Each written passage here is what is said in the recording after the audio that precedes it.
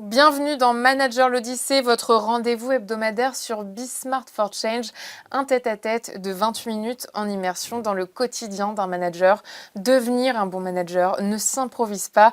Aujourd'hui, je reçois Christina Lunghi, juriste, experte internationale auprès de la Commission européenne et des Nations Unies sur les questions d'égalité, docteur en droit européen, mais surtout fondatrice d'Arborus, une ONG pionnière qui milite depuis 30 ans pour l'égalité femmes-hommes et plus largement l'égalité des chances en entreprise, créatrice du label Égalité et du premier label européen sur la diversité.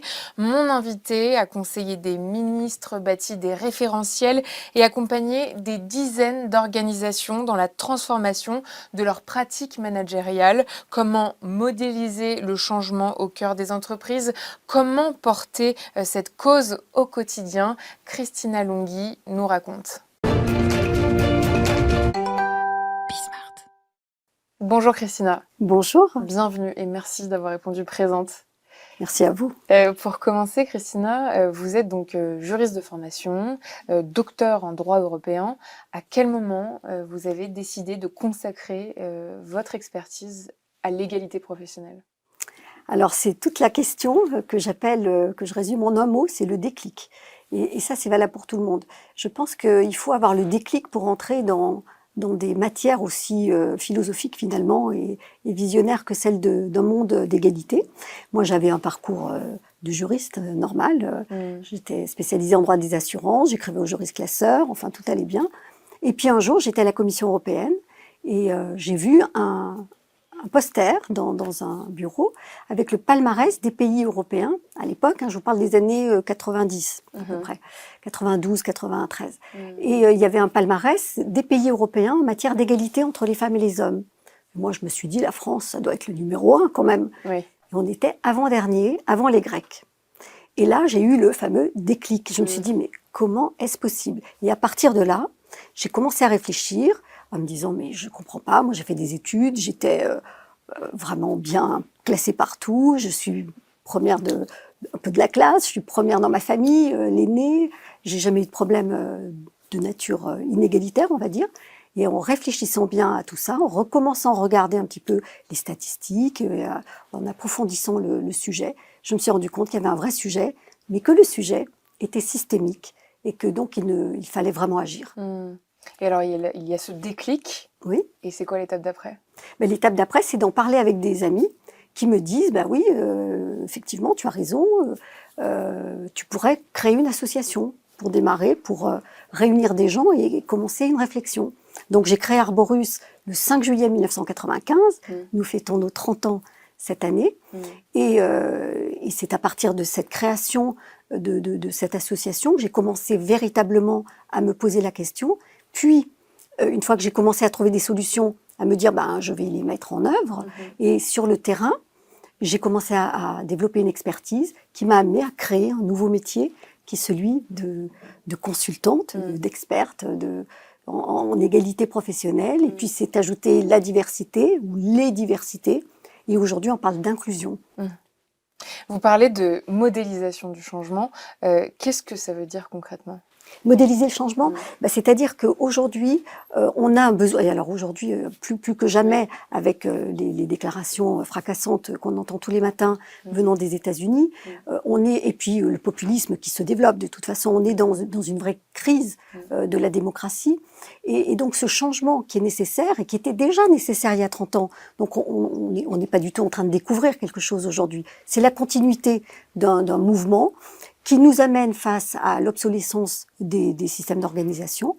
Et donc, ces systèmes d'organisation doivent systématiquement être modifiés, mais quitte à les modifier, autant les modifier sur des bases de l'égalité entre les deux pôles de l'humanité, puisque nous sommes des humains faits de femmes et d'hommes. Et donc, la première brique de l'édifice, me semble-t-il, est celle de cette égalité entre les femmes et les hommes. Vous le disiez, vous avez créé Arborus dans les années 90, bien avant que l'égalité devienne une orientation politique ou RH. À l'époque, comment votre engagement était-il perçu? Ah, très mal, très très mal. Déjà du côté de ma famille, j'avais quand même un doctorat de droit, j'écrivais la chronique Europe du juriste classeur, enfin j'avais un petit nom, j'étais très jeune et j'avais déjà une petite notoriété dans le domaine.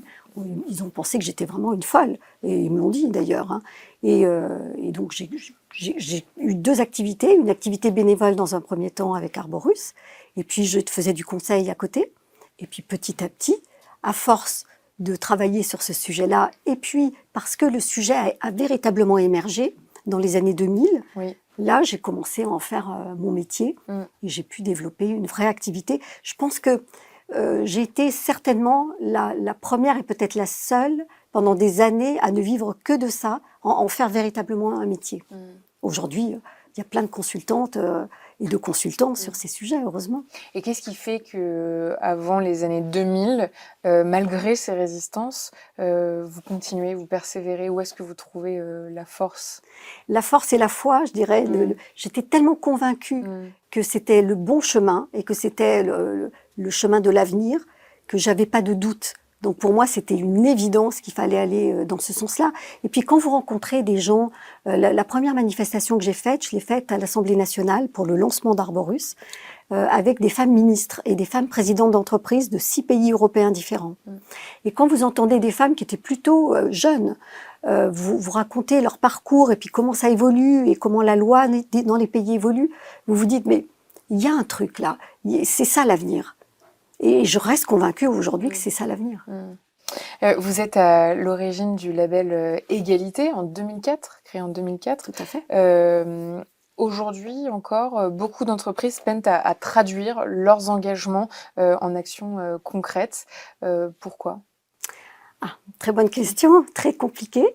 Donc il y a plein de raisons qui expliquent ça. Il y a une raison qui est celle de je pense que c'est vraiment la problématique de notre société, c'est qu'on n'a pas la culture de l'égalité. Donc c'est d'abord une question de culture plus que de cadre législatif ou de volonté.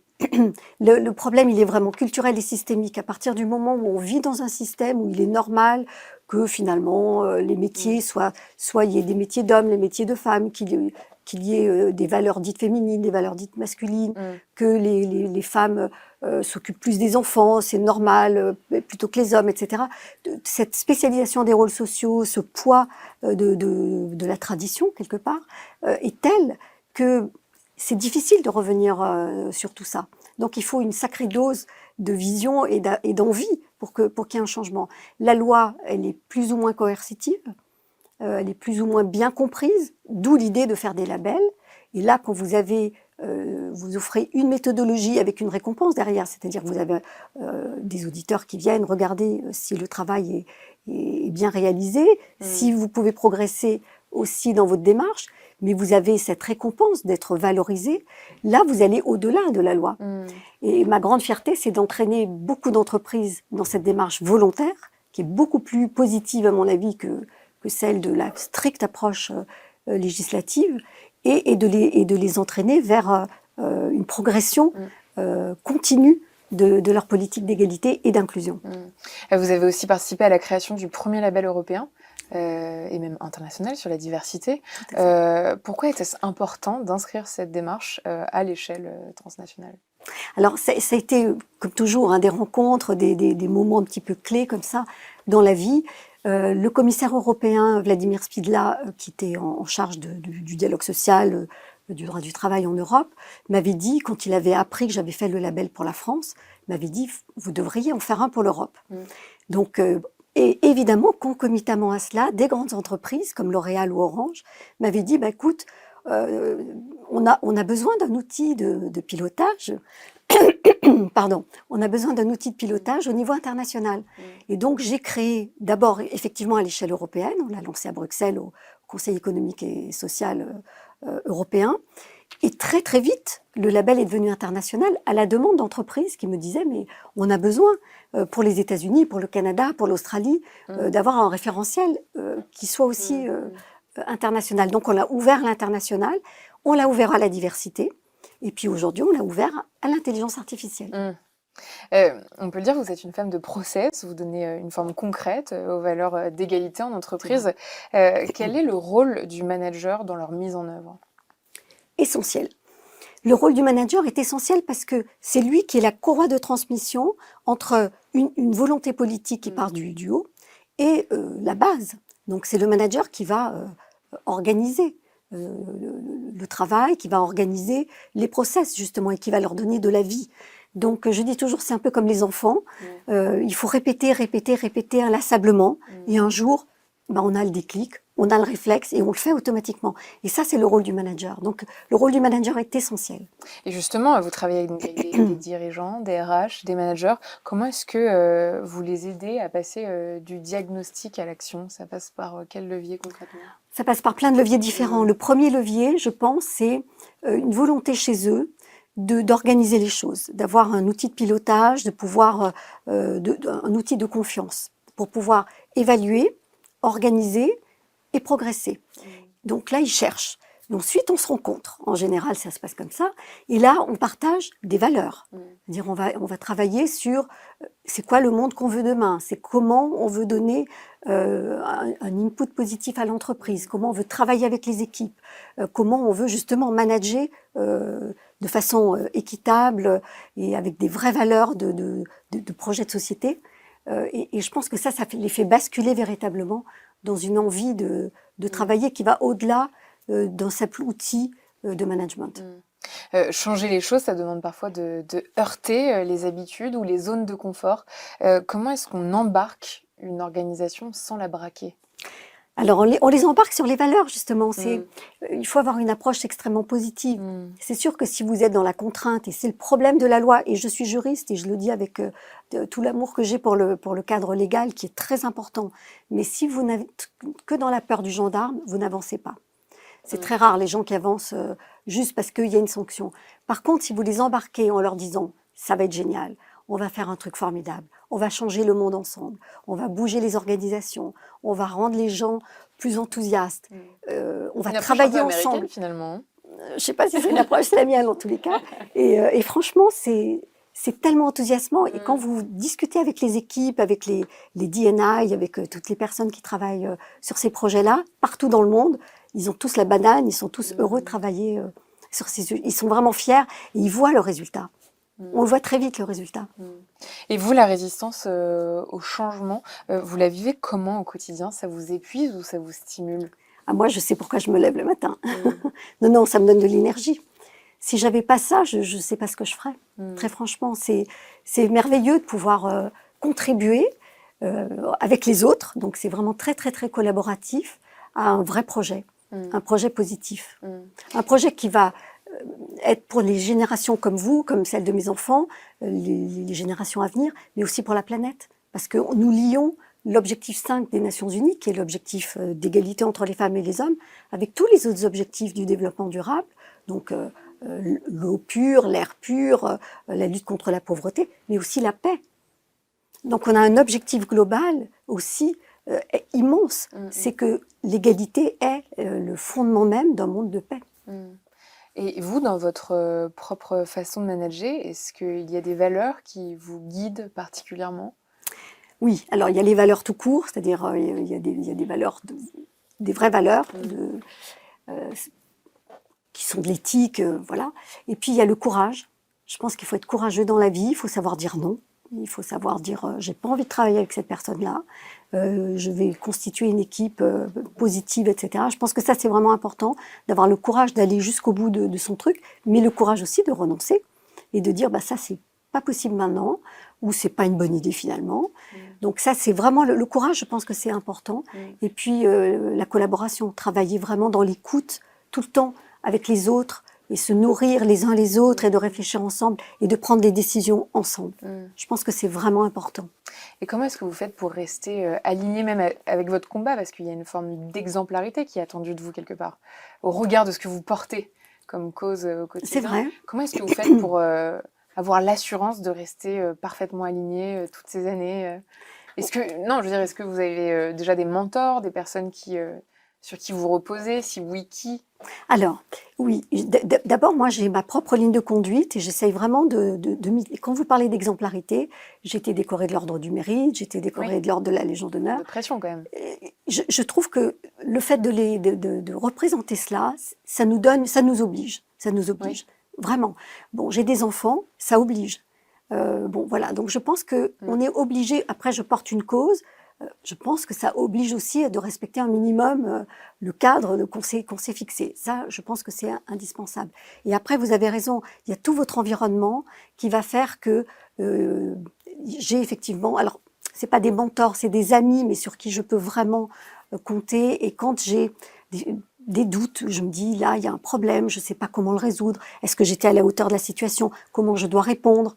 Là, je peux les appeler et ils me disent, écoute, voilà, tu fais comme ça. Ils me connaissent bien, ils savent comment me conseiller utilement. Et ça, c'est précieux. C'est vraiment précieux. J'ai beaucoup de chance. Et est-ce qu'il y a des figures qui vous ont inspiré ou vous inspirent aujourd'hui, qui, même dans la cause, hein, qui vous permettent aussi d'avancer? Ah, moi, il y a une figure, et j'ai vu qu'il y avait une série qui sortait sur George Sand. Oui. Moi, j'adore cette femme. Je la trouve extraordinaire. Après, il y a des tas de gens du quotidien. Et moi, j'aime bien parler d'être féministe au quotidien, d'être engagée au quotidien. Je pense que c'est le quotidien qui fait la différence. C'est quoi être féministe au quotidien? C'est que tous les jours, on fait quelque chose pour essayer que le monde soit mieux et que l'égalité soit respectée. Alors, ça peut être des choses toutes bêtes, hein, ne pas se laisser dire certaines choses ou ne pas soi-même dire certaines choses. Voilà, on avait fait une Faut être année... exigeant avec soi-même aussi, quoi. Mais oui, et puis on avait fait une année, je me rappelle, un travail sur le féminisme au quotidien, et on se disait, on se retrouvait une fois par mois, tout en groupe, et on se disait, est-ce que j'ai été une bonne ou une féministe ce mois-ci? Et c'était vraiment intéressant, parce qu'on décortiquait nos comportements, et c'est très éducatif de faire ça, parce qu'on se rend compte que c'est difficile. Vous vous sentez investi d'une responsabilité de transmission à l'égard des jeunes femmes, des juristes, des managers de demain? Oui, je ne le sens pas comme ça ex abrupto, mais je me sens investie quand on me, et ça arrive très très très très souvent, quand on me demande des conseils. Alors par exemple, là j'ai une auditrice que je suis en train de former, donc elle m'envoie tout son travail pour que je me sens très responsable de cela, et je le fais complètement bénévolement à un moment donné, parce que c'est important de transmettre. Et donc moi aussi, j'aime bien transmettre des messages positifs. J'ai des jeunes femmes, par exemple, que je connais, quand elles ont leur premier bébé, ou le deuxième, mais après le deuxième, elles savent. Je leur dis, profites-en. Je te le dis en tant que féministe, c'est trop bête de sacrifier ça. Et donc, je les aide à passer le cap de cette culpabilité, finalement, que les jeunes femmes ont, encore aujourd'hui, très fort, quand elles sont enceintes et que elles n'osent pas s'occuper suffisamment d'elles-mêmes. Il y avait un choix cornélien à faire. Ouais, ça reste encore un vrai sujet, ça. Ouais. Beaucoup de femmes doutent encore de leur légitimité à prendre des postes à responsabilité. Qu'est-ce que vous leur dites quand vous les formez ou que vous les accompagnez? Moi, je leur dis de rester elles-mêmes, surtout, et je ne souhaite pas qu'elles tombent dans les travers il faut se mettre dans le moule du système. Moi, je suis anti-système, quelque part, puisque je lutte depuis toutes ces années pour essayer de rééquilibrer les choses. Donc, je pense qu'il faut rester comme on est.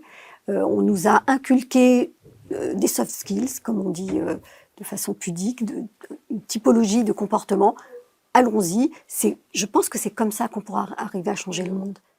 Parce que c'est pas en adoptant les comportements masculins, surtout aujourd'hui, qu'on va y arriver. Donc il faut vraiment insister, rester soi-même et faire bouger les lignes en restant soi-même. Vous êtes convaincu que l'inclusion ne se décrète pas, elle se construit. Tout à fait. Par quoi un manager ou une entreprise, puisque les managers sont ceux qui nous regardent, doit-il commencer pour agir concrètement?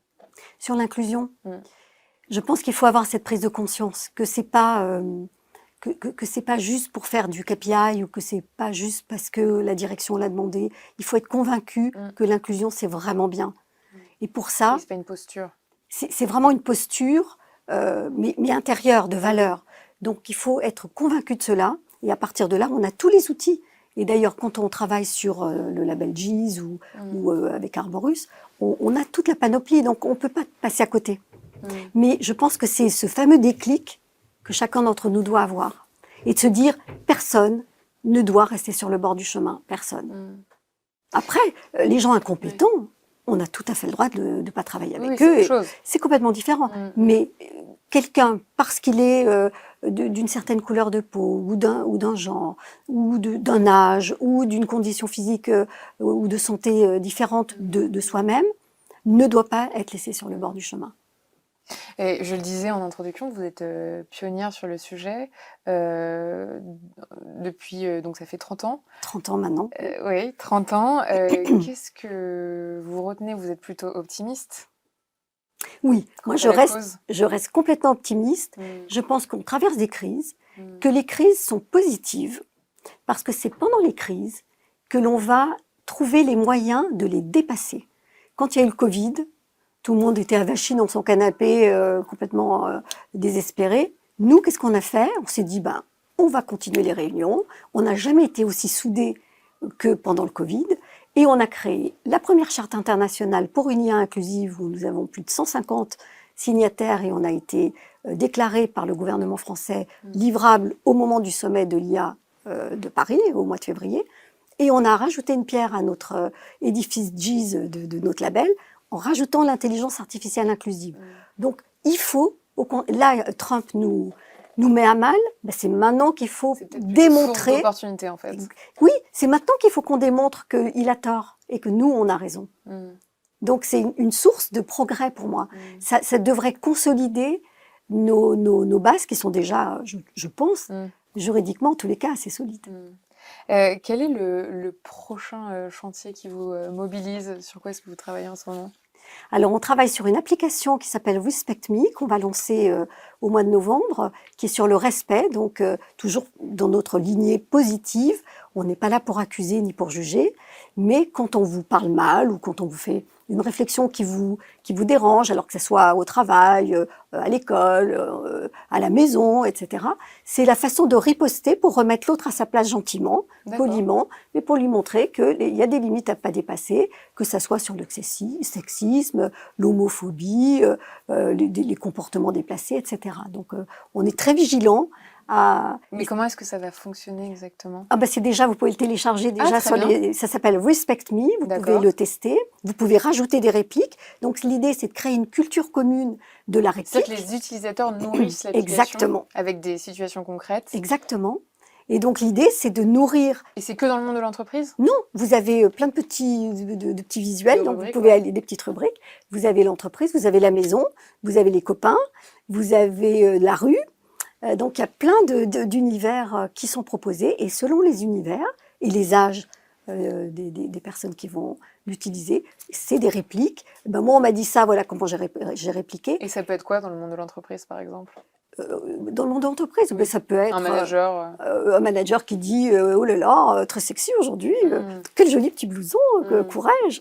Et bon, selon le ton et selon comment c'est dit, ça peut être le problème aussi, c'est que parfois, si c'est un supérieur hiérarchique ou si c'est un prof, imaginons que ce soit un prof qui fasse une réflexion déplacée, ou un manager qui est plus gradé que vous, comment vous faites? Et à ce moment-là, on a mis aussi des petites alertes avec des trucs rigolos, des sirènes de pompiers, des sifflets de police. Donc, il y a ce petit côté où dans le métro, vous voyez une scène un peu qui vous dérange. Vous pouvez faire un bruit pour que, par exemple, si vous voyez un type qui essaye de se faufiler, hop, vous faites une petite alerte, personne ne sait que ça vient de vous, mais ça met fin à la situation. Et ça évite peut-être de passer à une étape. Et qui est-ce qui pense les réponses? Vous le faites c'est nous tous, donc c'est vous, c'est moi, c'est les gens qui utilisent les applications. Donc aujourd'hui, c'est notre petit collectif qui a créé cette application, mais à l'avenir, après le lancement, on espère en avoir beaucoup. Des ripostes. Si vous deviez adresser un message à une manager compétente, expérimentée, mais peu reconnue, que lui diriez-vous? Vas-y, fonce. Et je suis là pour toi si tu veux. Merci beaucoup. Merci Christina Merci beaucoup pour à vous. cet échange éclairant et pour votre engagement de longue date. Christina Longhi, présidente fondatrice d'Arborus. Quant à moi, je vous dis à la semaine prochaine pour un nouvel épisode de Manager l'Odyssée.